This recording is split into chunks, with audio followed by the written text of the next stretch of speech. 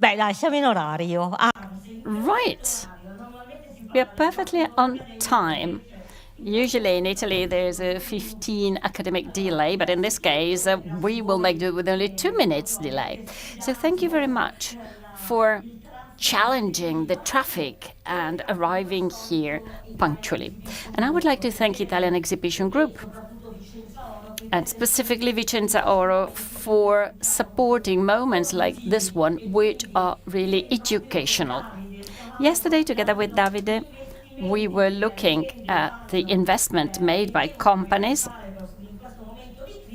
in this moment of crisis. And sometimes people do not even think about education and training, which I believe should be at the first place. Without training, without education, without knowledge, how can we sell our products? I mean, think about buying a computer. Usually, the sales force is able to tell you everything about the computer. Sometimes you go in a jewelry shop and the sales assistant is not able to correctly tell you about the jewel. So moments like this one can be useful for retailers, because I always think about retailers since they're the ones that have a relationship with the consumers. And without the consumer, the whole supply chain would not exist. Unless we have somebody buying jewels, nobody would actually mine gemstones. So we are going today on a journey from the mine to the finished jewel, choosing a color gemstone. We've spoken a lot about diamonds. Let's now talk about a colored gem. Ruby red. As we heard yesterday, this represents life, passion, energy. So we're going to talk about this gemstone, starting from the mine. I would like to introduce the speakers. Some of you already know them. We have Gianluca Maina of Fura, a mining company that has extraction facilities in several parts of the world. And we're going to talk about Mozambique and the rubies coming from Mozambique. The second speaker, and this is going to be just a talk amongst friends, is Paolo Valentini, president of Valentini Gems, a company that has been in this industry since 27. So 99 years, soon you will celebrate your 100th anniversary. Alessia Crivelli, the family name already unveils everything. She's director of Crivelli, and she is very keen on education. She's also the president of Maina, Intelligenti, and many other projects involving young people. The people that will replace us in the future. And Stefano Andreis, president of Federpreziosi, Confcommercio, representing here all the retailers, all those who have the direct connection with the public. I've chosen the ruby because it is my favorite gemstone. And in my opinion, it is one of the most beautiful gemstones. If we focus on the 4 big gemstones, in terms of preciousness, the ruby is certainly the highest ranking one. I would like to leave the floor to Gianluca Maina. But first, let me tell you the following. For sure, you have heard of this mining company because it is the one that actually mined the biggest rough gem quality ruby called Estrella de Fura, bearing the name of the company, 101 carats. Once it had been cut, it was 55.22 and was sold for $34.8 million. So that gives an idea of the value of a 55-carat ruby. A 55-carat diamond would not fetch such a high price. Right. What happens in the mine? Good morning, everybody. Can you all hear me? Well, first of all, thank you very much for inviting me here and for giving me the opportunity to tell you the story of the mine, to tell you what happens in the mine, which is the origin and the beginning of this long chain leading to the creation of extraordinary jewels. Unfortunately, I believe there is only one Estrella de Fura. You can only find one in your life, and we found it. And we're now talking about different prices and different sizes. So Fura Gem extracts rubies in Mozambique, which has become one of the most important sites of production of rubies and pink sapphires worldwide. So we operate in the mining sector at an industrial level, but we do not represent all the export of rubies from Mozambique. We have a very significant artisanal production. And Fura Gem has been active in Mozambique since the year 2020. We have 9 permits for an area of 560 square kilometers, a huge area. But as a matter of fact, the mining activity takes place only in 1 square kilometer. So exploration covers an area of 100 square kilometers. So from 500 square kilometers, we move down to 100 for exploration, and the actual production area is 1 kilometer wide. It is an open pit mine, and our geologists often compare it to farming, in the sense that rubies can be found in a layer of earth which is 3 to 6 meters below the soil. And to mine them, the fertile soil has to be removed. It's 1.5 meters. It is preserved to restore the mine. And then excavators extract the earth where potentially you can find rubies. And then the material is brought to the wash plants that process approximately 300 tons of material per hour. That's the most performing wash plant.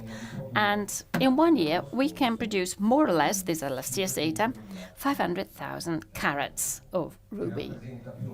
This is more or less 100 kilograms. Not all the material is sold.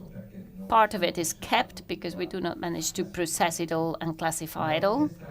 After the material has been extracted, after the rubies have been extracted, there is a very important phase: classification and preparation of the batches. So classification takes place in Mozambique. We have a team of sorters that make a first classification, a first ranking, to identify the material that can be auctioned. The second classification is a little bit more detailed and takes place in Bangkok, because we want to classify rubies based on color, clarity, and size. And we do that where customers are going to buy the gemstones. It is a matter of light. Sometimes the interpretation of the quality of the ruby changes if you look at it in Mozambique or in Bangkok. So we have a team of sorters in Bangkok as well, who prepare the batches that will then be auctioned. At the auction, we usually bring 20-25 kilograms of rubies, classified in about 100 batches. When the batches are prepared, the information of each single batch is uploaded in the blockchain so that the customer can trace the origin and the date of extraction, as well as a whole series of data that will be necessary to sell the gemstone to the different brands. Right, I've cut a very long story short, but when the rubies are auctioned, and there are 2 auctions each year in Bangkok, on this occasion, customers view the batches and buy them through bidding at the auction, and the highest bidder will get the batch. Yes, these are cutters who are going to continue the work that we started in Mozambique. A microphone, please, otherwise we cannot hear what Mrs. Prosperi is saying. Sorry.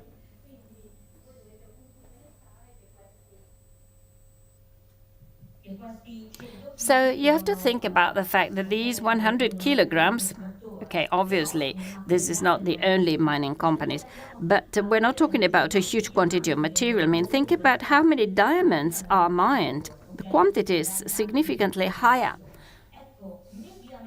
On average, which is the size of the material? Approximately talking about the rough, which then is reduced to 50% when it is cut. Sure, let me just give you an idea of the rarity of the ruby. To obtain 1 carat of rough ruby, you need to process 300 to 600 kilograms of material. That gives you an idea of the quantity of material you need to process in the wash plants to obtain the rubies. Sizes change depending on the years and on the area where we're working, but the biggest concentration is from 1 carat downwards. And that gives you an idea of how rare these rubies are. It is a very rare gemstone because it is very difficult to find large rubies. Of course, when you find Estrella de Fura, everybody talks about that. As a matter of fact, we actually work on much smaller gemstones. Sure, and since a ruby is the brother of sapphire, usually in sapphires we can find bigger sizes compared to rubies.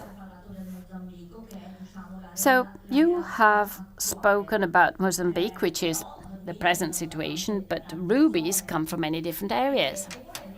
And I would like to ask Paolo Valentini what has changed in the past few years in relation to these countries of production.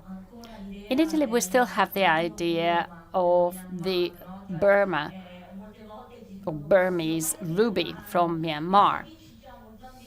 And if you say it comes from Mozambique, people are a little bit puzzled because Mozambique is not directly associated with rubies by our consumers, not yet. But I would like to stress the following. You mentioned the color and you mentioned the classification. That is different in Mozambique and in Thailand, for instance. Rubies can have many different nuances depending on where they come from. Their basic color changes. Can you tell us about your experience? Sometimes, even if you say where the gemstone comes from, sometimes people do not want it, even if the gemstone is beautiful. So consumers sometimes do not understand and do not recognize the beauty of such gemstones.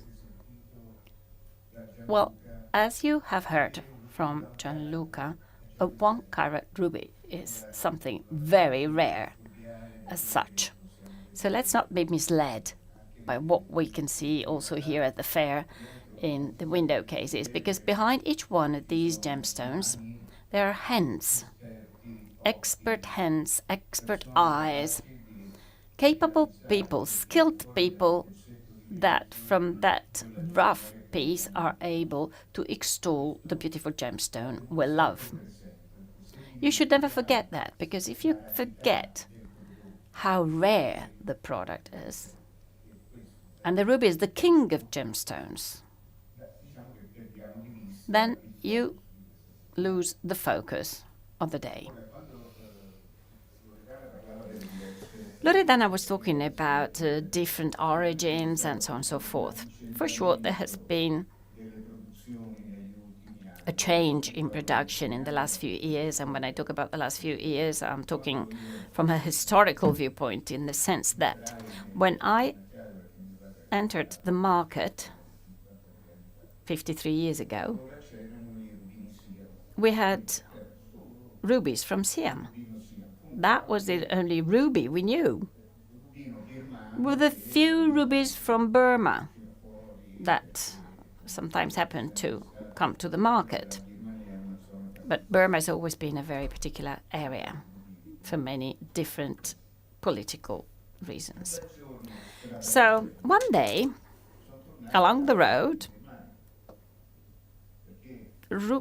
Burmese rubies arrived to the market, because with the Manchu rubies and the heating process, rubies flooded the market. We also had rubies from Vietnam. There was a mine in Kenya, also a mine producing particularly beautiful gemstones with a lovely color, a little bit pinkish. So they looked a little bit like the Burmese rubies, which were very trendy. But it was difficult to know, also in the labs, where they were actually coming from. Burmese rubies have been trendy for a certain period of time, and then, of course, the mines became exhausted. So today you do not find many Burmese rubies on the market. However, luckily somebody started drilling in Mozambique and was lucky enough to extract rubies. So we were not left without rubies. But Mozambique rubies, like Gianluca was telling us, are small. It is hard to find big enough rubies. And that causes new problems. Because if you want to make a big piece of jewel, you have to go and look in old stocks. Because with present-day material, the maximum is 3 carats, more or less. And of course, there is also something else. But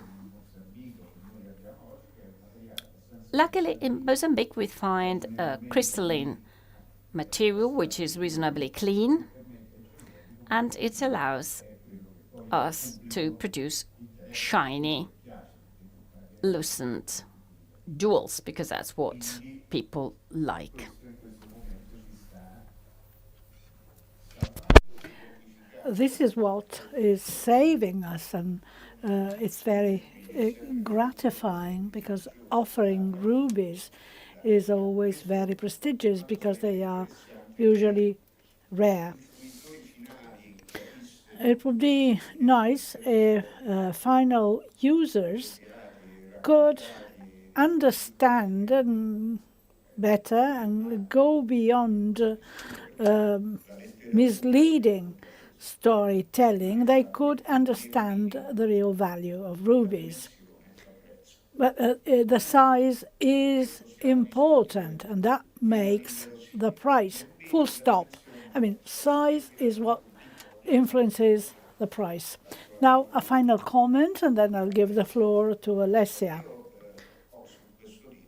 Here, I have a ring with a ruby. It's mine. To make you understand how to interpret the raw form, years ago, when buying a batch of raw rubies, I'm not an expert, I saw a red crystal, and that was a ruby. I gave it to a cutter in Jaipur. He was the only one cutting rubies at that time. And I told this gentleman, please cut this gem. And so he accepted, and he went away with a raw stone. A few months ago, I was back and asked him, what about my ruby? And he said, I'm studying it. He was, having the timing of that part of the world, a very slow one. And that happened many times when I visited him. After 1 year and a half, he came back and threw the gemstone to me. And he said, well, I tried and tried. In trying to cut that 6-carat ruby, which was in the rough form. Then I kept it because of a number of reasons. He got infarction and passed away. This just to tell you that it's very difficult to understand and interpret the rubies apart from heating treatments, but that is another field. I hope I have answered all questions. Now, many of us are used to visit exhibitions and buy and so on. He told me that his father went by car to India from Rome. That's true. He did. Yeah. I confirm. The world is different. So, Alessia, but when you have to buy rubies, what are the issues that you face? Maybe because you already have requests from your customers. That's a very nice question. You should ask my father. He's the one buying the gemstones. He is a very old-style person, which I like. And you should go with him and be silent and study what he does.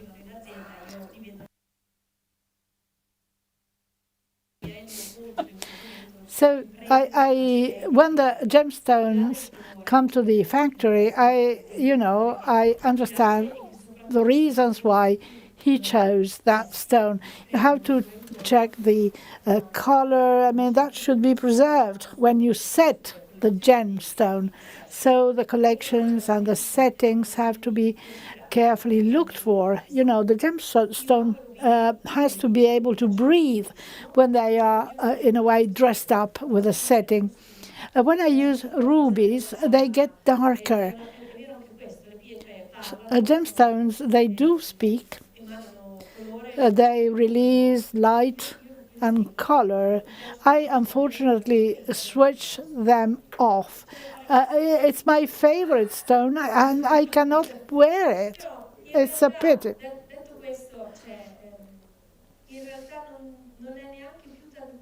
In fact, it's not really the origin which has an impact. Knowledge is there. My company is a family one, so we have a long-lasting relationship with suppliers. They are friends. We have been working together for more than 50 years. What is nice is the negotiation with these people. That is really funny. It's like laying the ground of confidence.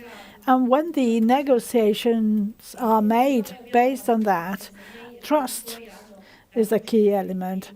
My sellers understand and appreciate the differences. There is a higher demand on natural stones. Indeed, certification is very important. But most of what is requested, they choose based on the brand they trust.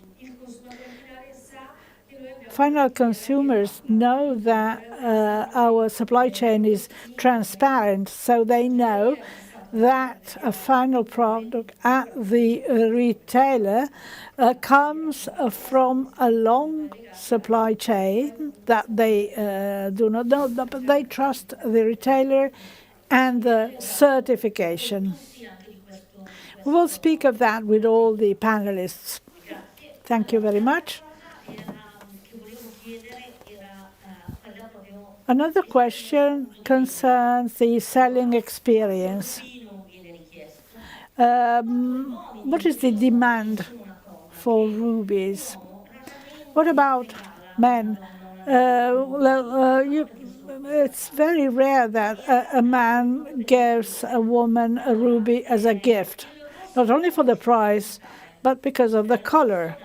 Red is difficult to wear.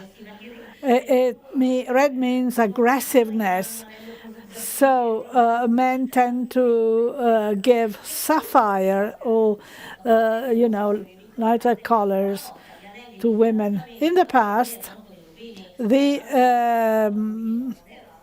rings used after getting the fiancé, men were those who used that ring. There are artificial rubies on the market dating back to 1920. The natural ruby indeed has not gone through the problems that synthetic artificial diamonds have. So when you speak about natural gemstones, the market can be comfortable, not only because there are experts in gemstones, but in particular because it's consumers who know that gemstone. What is your experience in selling rubies? I like very much your last thought.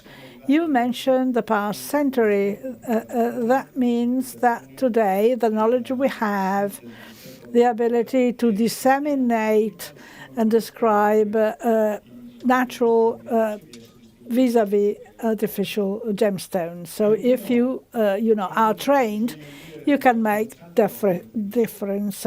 When a person, a jeweler, a retailer has a ruby in the shop window, they are jewelers. They are not traders. Women like rubies very much. They attach a deep significance. Indeed, those who propose rubies should be knowledgeable. We should be aware of the features of the supply chain. Stephen, it would be nice to sign an agreement with these speakers so that they can go around and visit our retailers, spend 30 minutes with them to explain what a ruby is. Usually, the relationship between gemologists and retailers are not considered important. Indeed, it is important because we can explain them what is the road or the journey that a stone made. Selling a ruby is not easy. That's why the retailer should be very skillful in his job. And there is a difference between a jeweler and a trader, a simple retailer. The training to sales is done also through a dialogue. The certificate accompanying a gemstone is an added value for those who sell. It protects them, and it also protects the consumers. This is mandatory because that shows that there has been an ethical behavior, that the gemstone has been cared for and protected during all stages.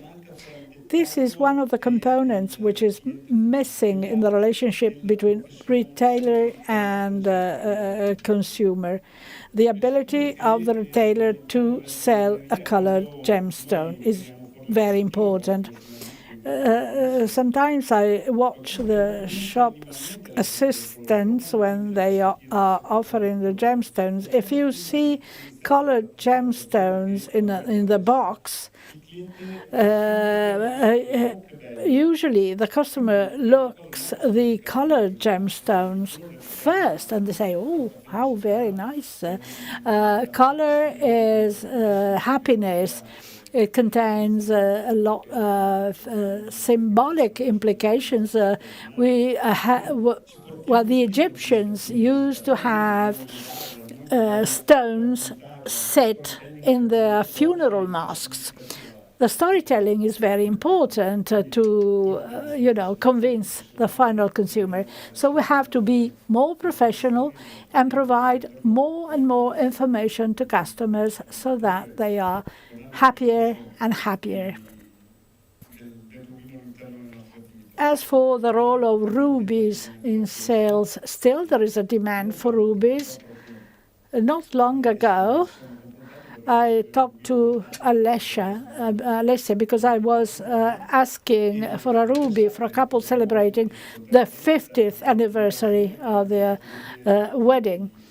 We usually speak about the invasion of other gemstones in the market, and we lost that sale because the customer said, well, sorry, my wife asked to have a journey paid for the whole family and didn't want the ruby anymore. That shows that we have to be able to communicate our culture throughout the supply chain, because losing a sale is not only having less profits.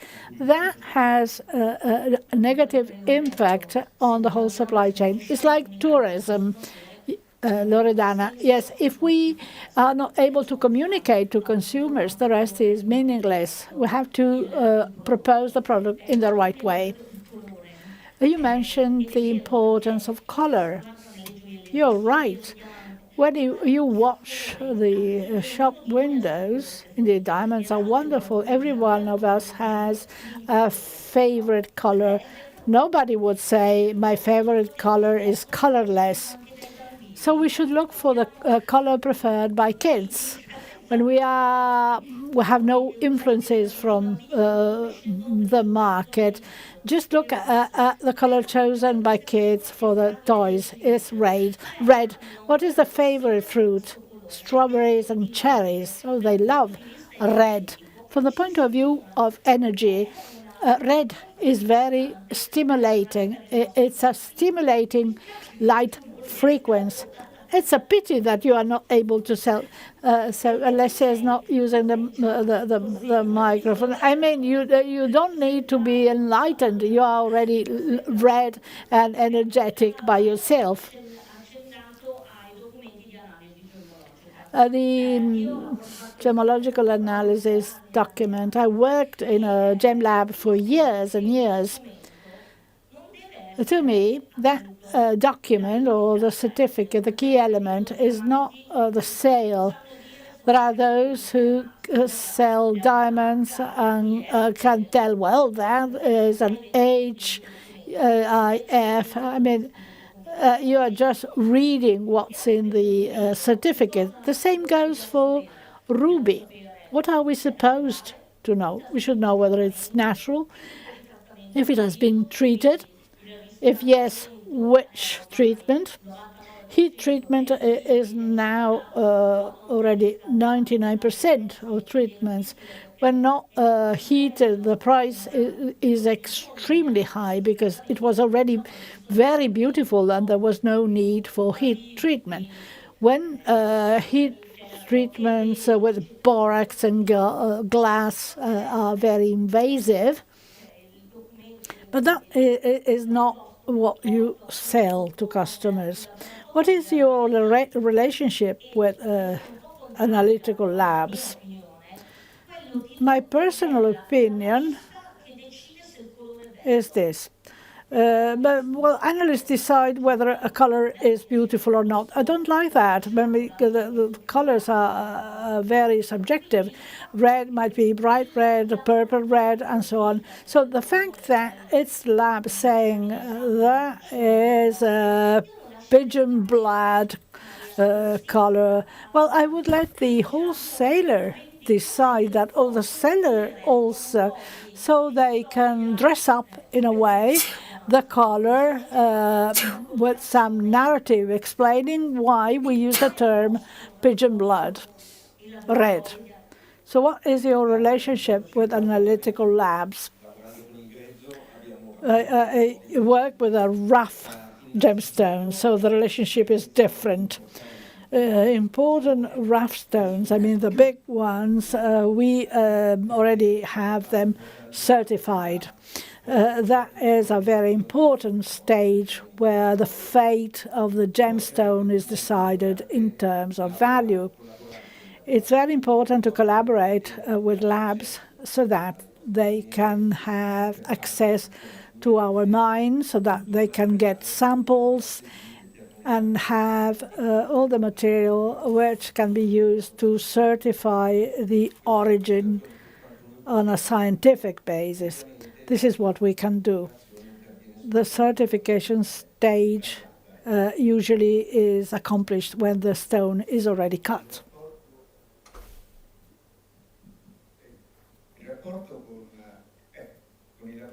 What about the relationship with labs? Well,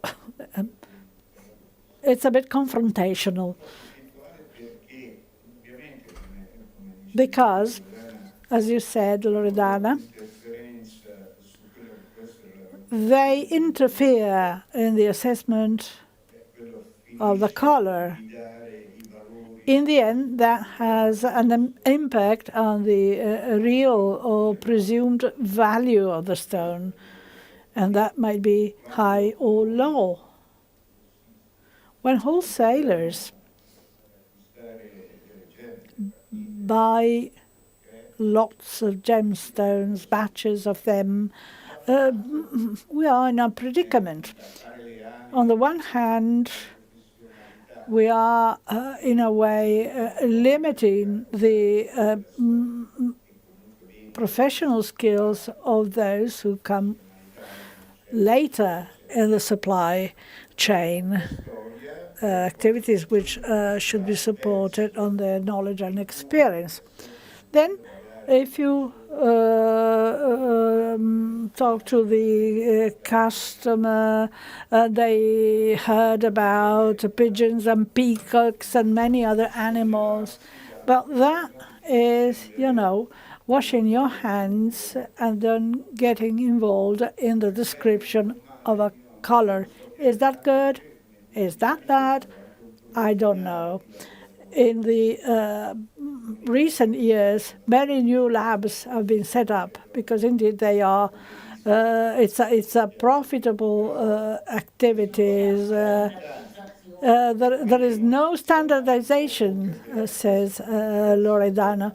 So the knowledge of the material, is in a way a bit disregarded. I'm not saying that these new labs tell lies.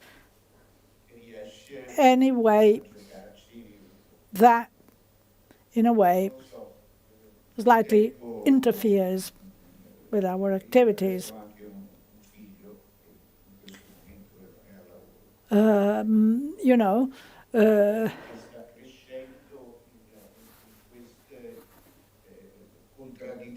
There are many contradictions in what's going on, which is not facilitating us. Maybe is it on the ruby or others, or apart from guessing what is their origin, we know generally when where a gemstone comes from. This is not for the labs. They just use data banks, so they can be lucky or not.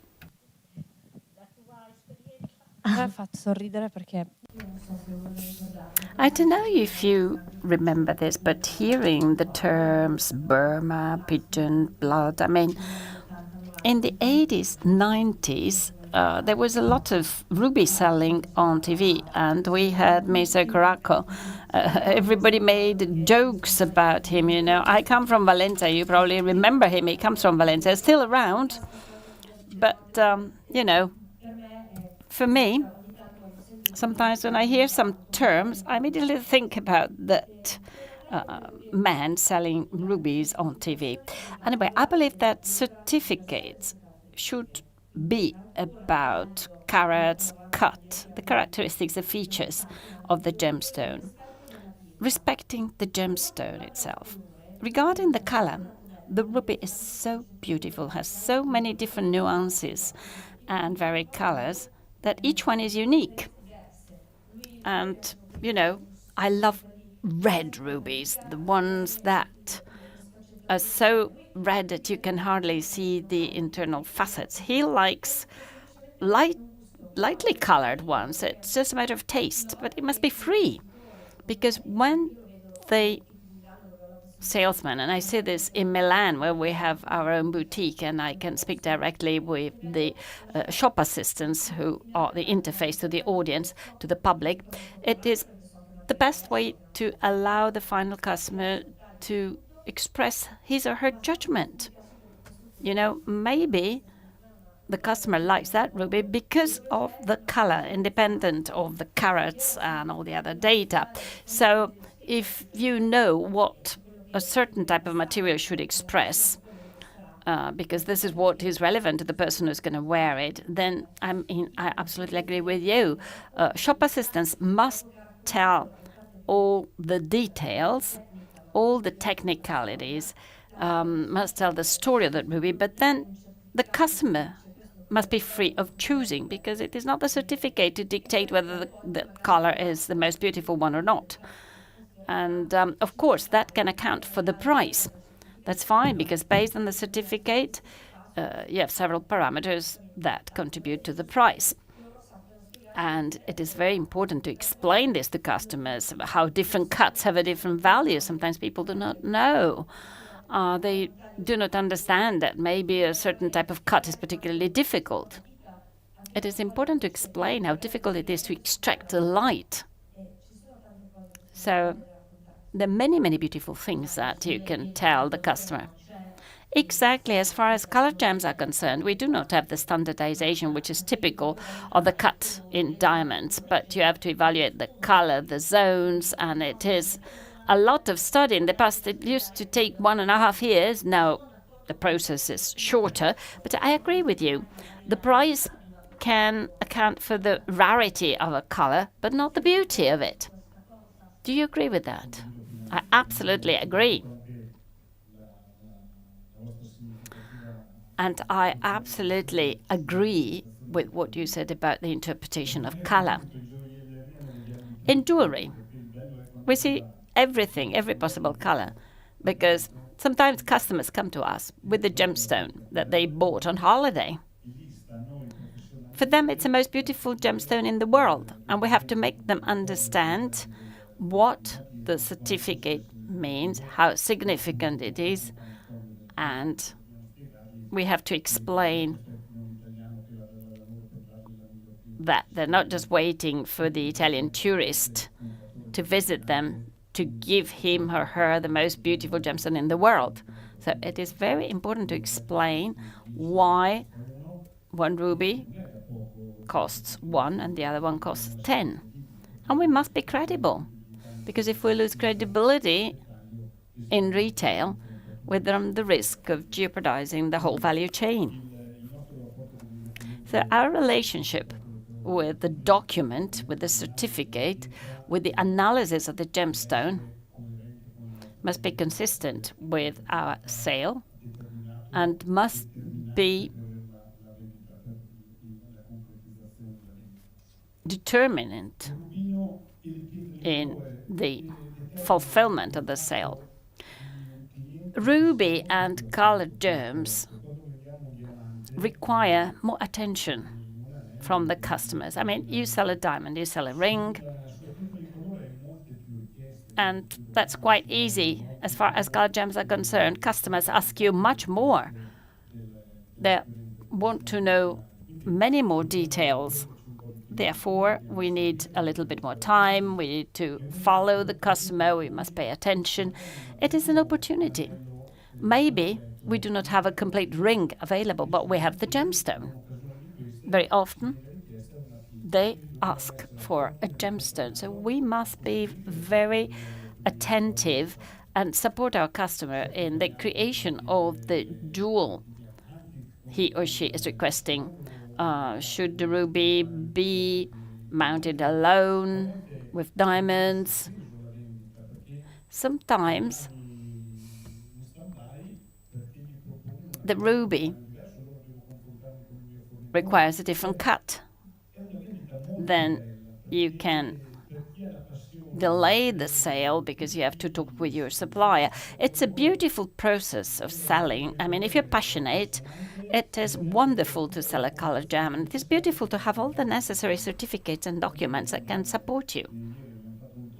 Yesterday there was a talk with Davide, who's here, and he told us that he's even got his own gemstone cutting gem.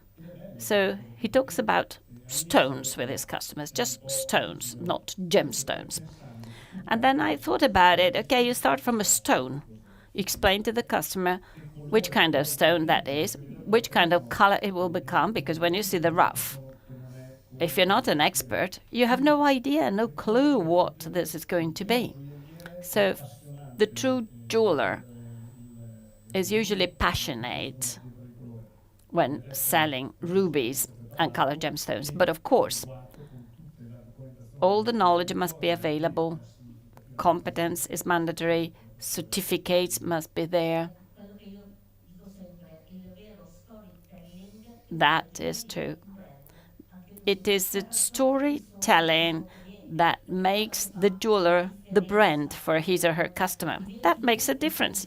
You become the brand of yourself when you act in this way. And I always think about the following as well. Gemology, which is often just viewed as the science investigating gemstones, identifying them, focusing on the different parameters, refraction and so on and so forth, treatments. But it is much more. Okay, the origin is very important. But it is important because when you explain where the gemstone comes from, you are taking the customer on a journey to Mozambique first, to Thailand where the gemstone was cut, to the wholesaler who actually took the gemstone and brought it here. All this must support the sale of the ruby and any other gemstone. As far as diamonds are concerned, this was much more difficult because there was a lot of material. A decision was made that it had to be classified. We have a classification which is based on rarity. Some colors are more rare than colorless diamonds. But nobody is able to sell a KLM diamond, the old pale yellow color. Nobody can sell that anymore. Why? Because the color is ugly? No, the color is not ugly. It is typical of the gemstone. So personally, as a gemologist, when I give my conferences and lectures, I always tell about the meaning of the color. We associate it with zodiac signs, for instance. The ruby, for instance, is a gemstone of the month of July. It should be given to Leo people. It is a fire zodiac sign. So you always have to find the information that can be useful for selling. And this is 360 degrees. It's a whole universe. During the Lutheran Reform, red was forbidden. Think about red light districts. This was something that was shameful, forbidden. But red is fire. Fire extinguishers are red. The fire brigade has red vehicles because this means attention, careful. When we have a sign of danger, it is red. So red draws your attention. So if you want to be the protagonist, usually you wear red. So gemology is not just identifying gemstones or stones, but it is the whole story of a gem. Would you like to add anything? Or are there any questions from our audience? No questions. Great, so that means that we've been very clear. Microphone for the questions, please.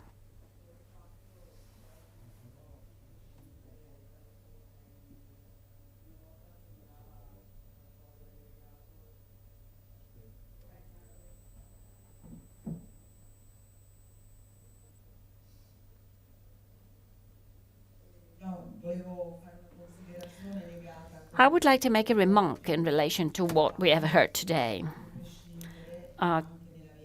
when selling, you have to provide the storytelling. I am a journalist. I work in the field of communication, and storytelling is something that we have been using for a long, long time.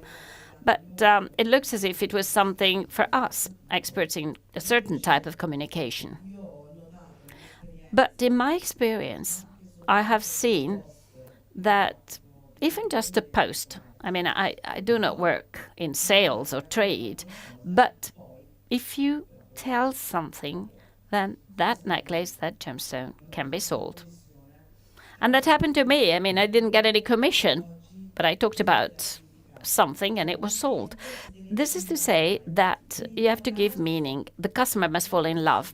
And to fall in love, the customer does not need data such as 10 carats. That doesn't matter. High-spending customers today want the story, the heritage, the symbolism, the meaning, the connection to the chakras. Today's retailers should be trained also in storytelling. Of course, they need to know all the technical data and details as well. But shop assistants are to be qualified, informed. Just like Stefano was telling us. I'm telling you this as a customer. If I go in a jewelry shop and I see something I like, and the first ring that my husband bought for me was a ruby, a ring with a ruby, because he knew that I loved rubies. Yes, because I'm very impulsive.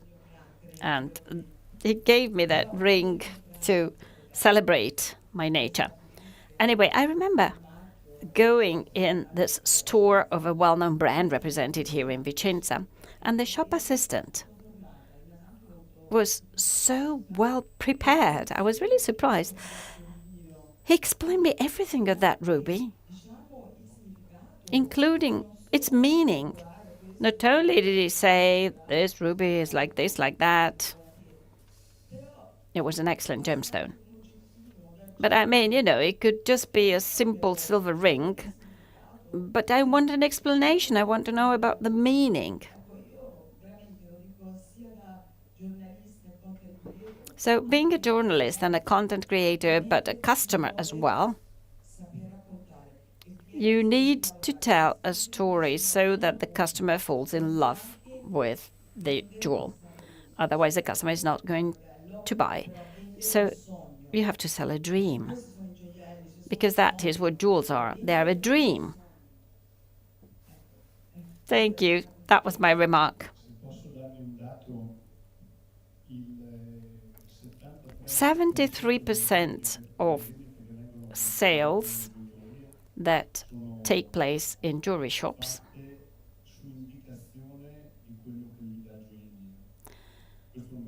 are made based on what the jeweler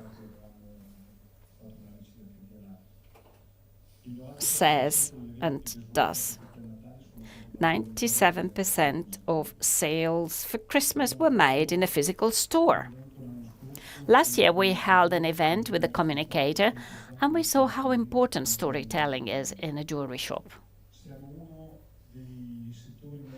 This is one of the sectors, even though online sales are growing, but we are one of those sectors where most of the items are sold in physical stores. Large brands are going back to their physical stores. They're opening their exclusive shops in the most significant areas where we have tourist flows. The jewelers, the jewelry shop is a brand. I mean, Crivelli makes jewelry, but the jewelry store brand is also very important. So we need to be professionally prepared and Alessia represents the school, the training, the education. So we have to attract young people so that they start working in our industry, because we are losing 17 points of sales each month. And this is a cancer, and we must fight it. We're not losing market shares, luckily. Luckily, the stores that are closed are incorporated in the ones that survive. But they survive because they have been prepared, they have a long-term view, they work on projects. They look at the future. So once again, the store brand must play a central role. Well, in my case, I mean, jewelry is something that is part of me. We have our own exclusive shop in Milan, and our sellers, resellers, are fundamental. Nobody can tell our story better than our sales forces, better than I can do in my own Crivelli shop, because there is a transfer of values. I mean, nobody can explain that better than my resellers who believe in what I do. It's a matter of mutual trust. And as you rightly said, you fall in love with a jewel. You fall in love with a gemstone. There's no other way. You can decide to do something for an anniversary, but most sales happen because you fall in love with something, especially if you talk about colored gems. What I managed to understand in these years from my dad is that my dad sees a gemstone and he falls in love with that gemstones, and you see it in his face, in the way how he touches it. And he sees in that gemstone the best possible way to extol it, to make it even more beautiful. And then he knows which store should sell it, because they already have their own customers. So there is a very interesting exchange. So you see a gemstone and you extol it, but this is done by a human being. And I can confirm that we are the industry that will be least replaced by AI. There are several processes where AI can support us, but all the rest is human heart and human mind. Well, you told us something beautiful. Fall in love. The love for gemstones. I know somebody who fell in love with some gemstones and does not sell them. So buying gemstones, but then they're so beautiful that you don't want to sell them anymore. You showcase them, but you don't sell them. And red is the color of love. Let's not forget about that. So let's conclude on this note. Red is love. Ruby is love. Very true. Because we appreciate its rarity, its beauty.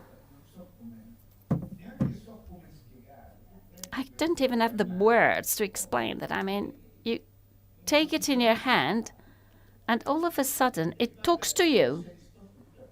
And you're willing to pay a lot of money for it. You know, you're there, and you think, okay, it's empathy. Empathy, you appreciate the rarity, and rarity, allow me to say that. You know, let me give you the example of a sapphire. I bought some sapphire cabochons a long time ago. And we sold to a company, an international company, these sapphires, cabochon cut. I bought them from my supplier. After a certain period of time, I went to Bangkok. I have known this person since ages. So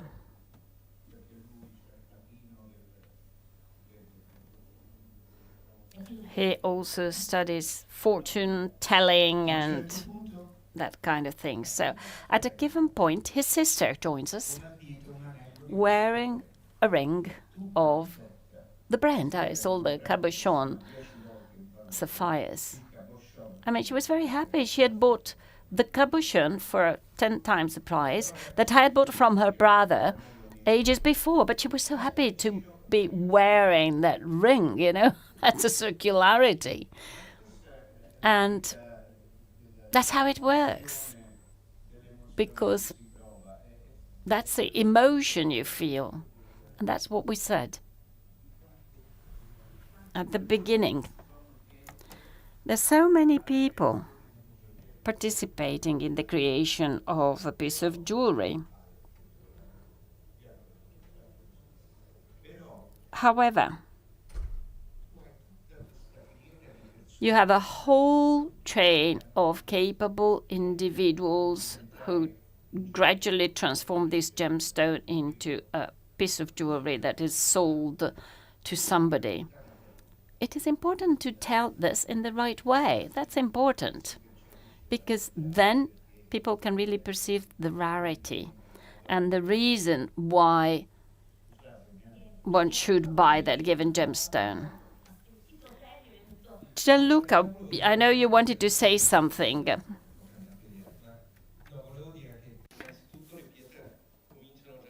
You know,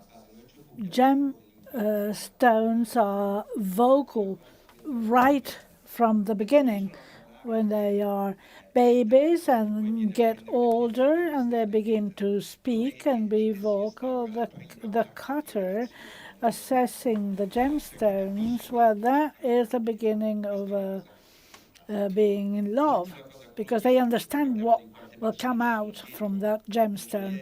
Then so many people are behind a gemstone, behind the mine, the origin. Mozambique, we have 400 employees there.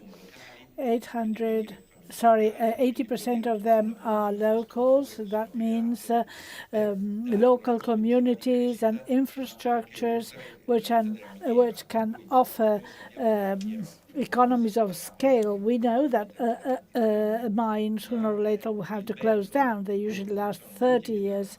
What is nice is that we all do something to offer opportunities which go beyond. New companies are started because we have these economies of scale. That is. Well, thank you very much. Time is over. We can remain here for the next talk.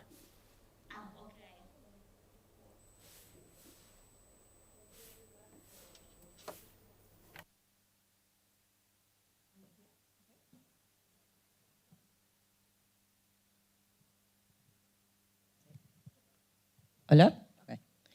Thank you very much for the interesting talk. As a retailer who is starting to work with rubies, I would like to understand what key characteristics I should look for in a translucent red stone, and also why some rubies set in silver are so affordable. Thank you.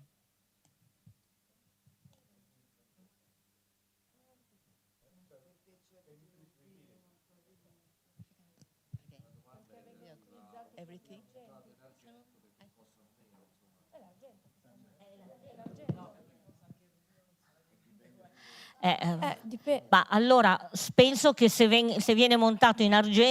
Well, if set in silver, it's silver which is cheaper. Anyway, high quality ruby cannot be set in silver, I think. Maybe what we set in silver is the material that we call massive, opaque, matte, only in a cabochon cut, because with more faces that will have no luster. So you can set there in a cheaper, less noble material, even if we know that silver price is going up. There are rubies which contain zoisite, which are used as ornaments because they are matte. They are not translucent or transparent.